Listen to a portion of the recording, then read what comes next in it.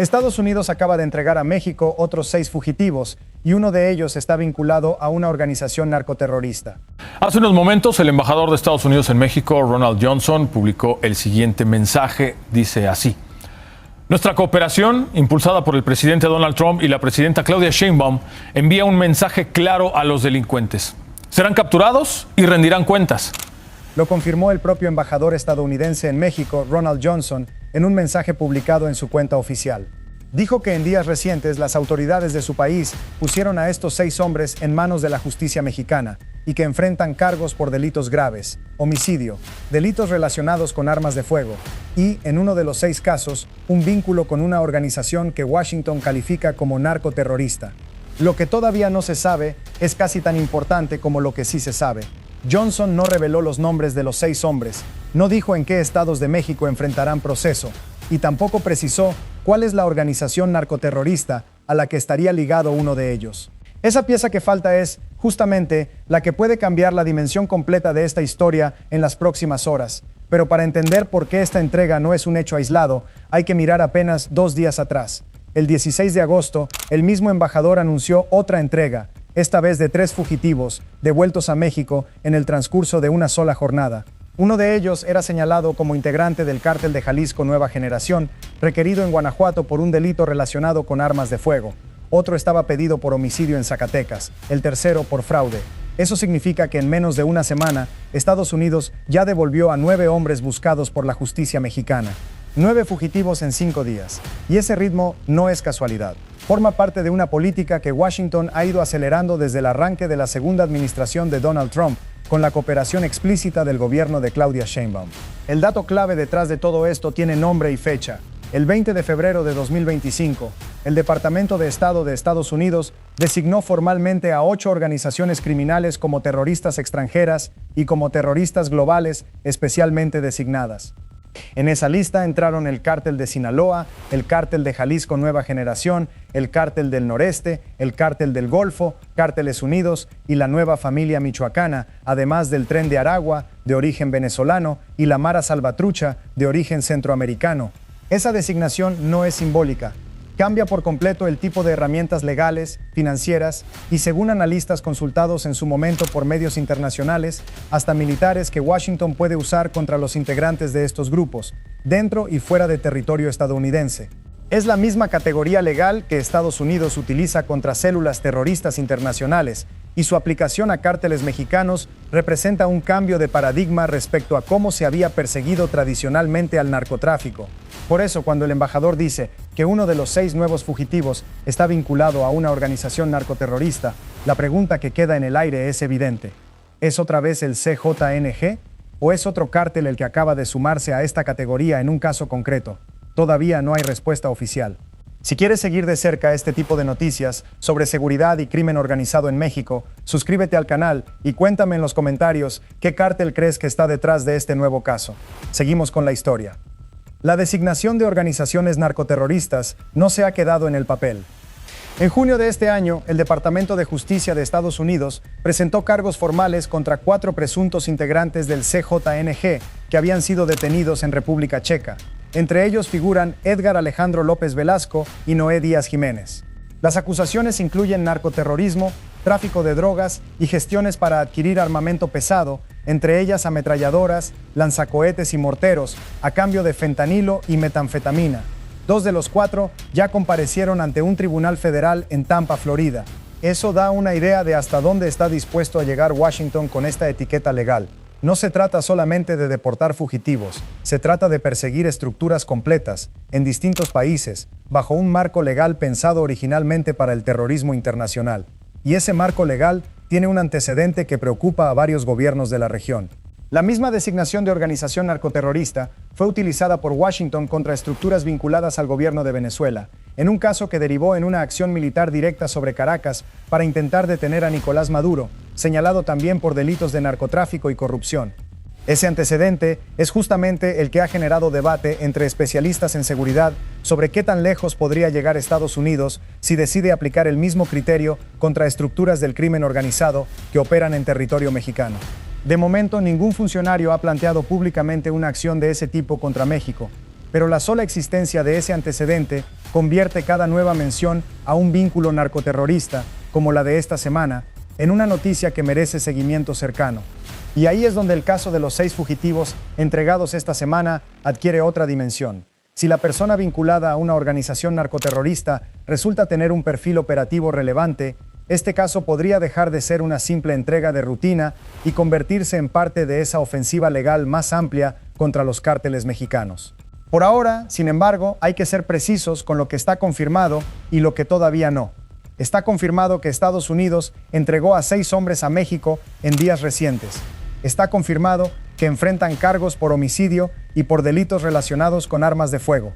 Está confirmado que uno de ellos está señalado por su vínculo con una organización narcoterrorista, según la versión del propio embajador estadounidense. Lo que no está confirmado, porque Washington no lo ha hecho público, es la identidad de los 6 hombres, los estados donde serán procesados y el nombre exacto de la organización narcoterrorista involucrada en ese caso particular. Esa falta de detalles no es inusual. Johnson ha manejado buena parte de estos anuncios de la misma manera. Confirma el resultado, destaca la cooperación bilateral y deja los detalles operativos fuera del mensaje público. Es una estrategia de comunicación que prioriza el mensaje político sobre el detalle judicial. Para dimensionar la magnitud real de esta política de entregas, hay que remontarse a julio de este año.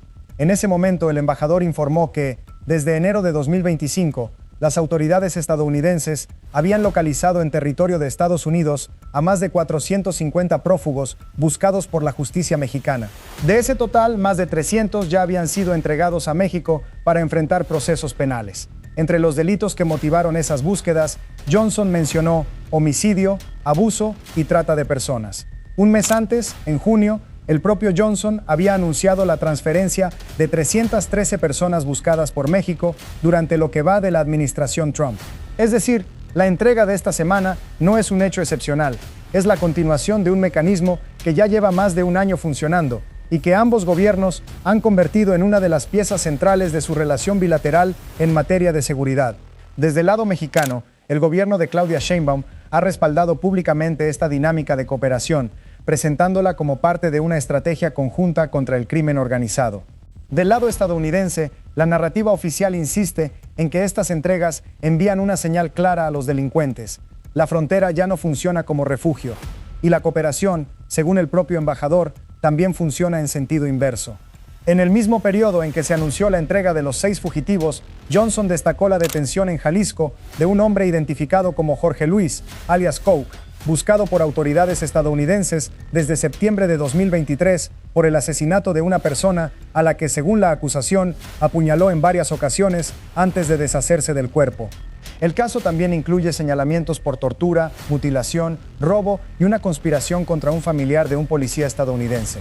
Según el embajador, la policía de Jalisco logró ubicarlo en el municipio de Ameca gracias a información recopilada por una unidad de drones y por herramientas de inteligencia cibernética. Ese caso no forma parte de los 6 fugitivos entregados a México, pero ilustra cómo la coordinación entre ambos países se mueve en las dos direcciones. Estados Unidos entrega a hombres buscados en México y las policías mexicanas ayudan a capturar a personas buscadas en Estados Unidos.